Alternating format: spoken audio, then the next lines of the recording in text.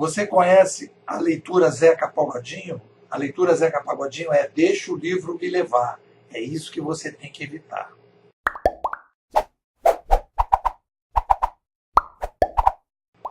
Bom, estamos aí, finalmente, no capítulo 3, lendo devagar, saboreando. Livro se lê saboreando.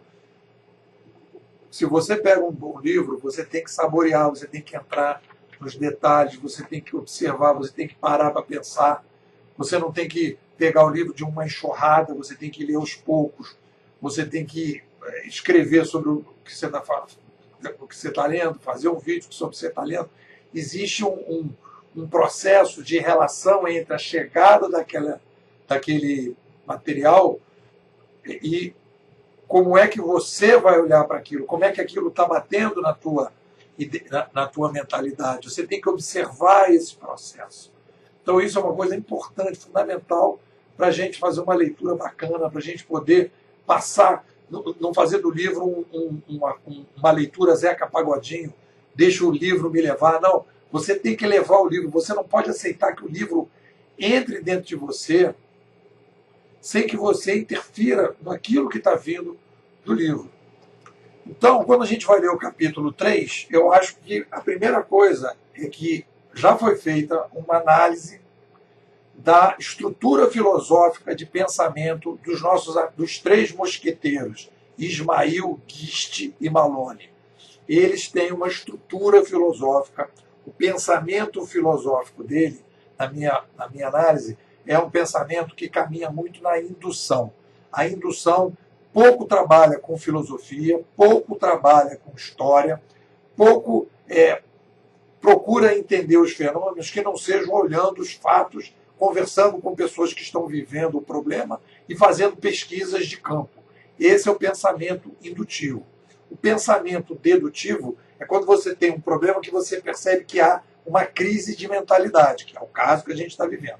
Então, para a gente entender melhor o cenário atual, o melhor tipo de pensamento é o pensamento dedutivo, porque a gente percebe que existe uma crise de mentalidade e se a gente fica conversando e olhando os fatos, conversando com as pessoas, a gente não consegue entender qual é a crise, o que a gente precisa rever na nossa mentalidade. Quem trabalha com mentalidade, os especialistas da mentalidade, das macrocrises de mentalidade, do que a gente precisa rever do ponto de vista macro, são os filósofos. Então, se você tem um livro que quer entender um cenário de mudança muito grande e vai o tempo todo analisando o que está acontecendo aqui no dia a dia, você tem, então, uma visão indutiva. Essa visão indutiva não permite que você tenha uma visão geral. Então, o livro Organizações Exponenciais, né, da mesma maneira que o livro Transformação Digital, são exemplos típicos de método da filosofia, do modelo filosófico indutivo, em que você procura resolver, fazer uma análise baseada no que está acontecendo.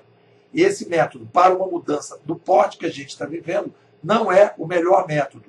O melhor método é o dedutivo. Foi por causa disso que eu abracei a Escola Canadense de Comunicação, porque tem uma pegada mais filosófica, que é o caso do Pierre Levy, que é filósofo, né, e faz um mergulho macro-histórico para entender as mudanças de mídia no passado.